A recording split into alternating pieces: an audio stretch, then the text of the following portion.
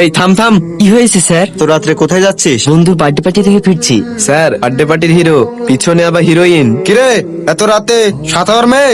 Officer তোর গাড়িতে তোলো।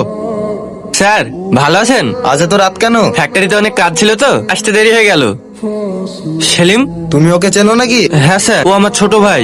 ওরা ছেড়ে দাও, আর ভাইকে একটু সাবধান করে দিও, এভাবে রাতের বেলা যেন ঘোরাফেরা না করে। এই বাড়ি চল।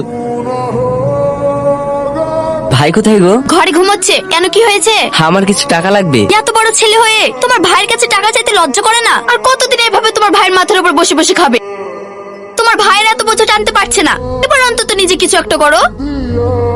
কিরে কোথায় যাচ্ছিস? দেখি কোথায় যাই। চমৎকার কথা। আমি কি ভুল কিছু বললাম? যে মানুষটাই ভুল, সে আবার কি ভুল কথা বলবি? তোমার আবার কি হলো? সকাল সকাল ছেলেটাকে বকছো?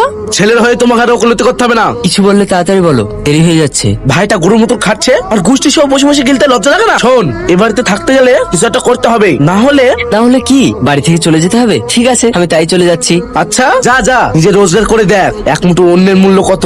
তাহলে বাপ হয়েছে কি করতে? ছেলেকে যখন খেতেই দিতে পারবে না। এটা কি করছো?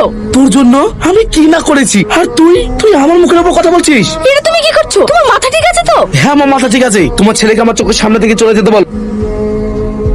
এটা তুমি কি করলে? হ্যাঁ আমি ঠিকই করেছি। কি ব্যাপার, হঠাৎ এভাবে ডাকলে? দরকার আছে তাই ডেকেছি। বাবুর কি এমন দরকার, বলো শুনি। তুমি আমাকে ভালোবাসো?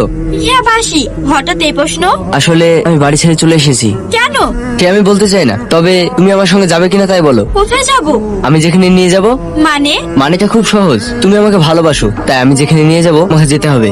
দেখো, মাথা ঠান্ডা করো। এভাবে বাড়ি থেকে চলে এসে এখন আমাকে যেতে বলছো, এটা কি করে সম্ভব? কেন সম্ভব না? তাহলে নিশ্চয়ই তুমি আমাকে ভালোবাসো না, তাই যেতে চাইছো না? এসব কি বলছো সেলিম? হ্যাঁ আমি ঠিকই বলছি। দেখো শেষবারের মতো বলছি, তুমি আমার সঙ্গে যাবে কিনা? আমি এভাবে যাব না। যদি আমাকে নিয়ে যাওয়ার ইচ্ছা হয় তাহলে আমাকে বধূবেশে নিয়ে যেতে হবে।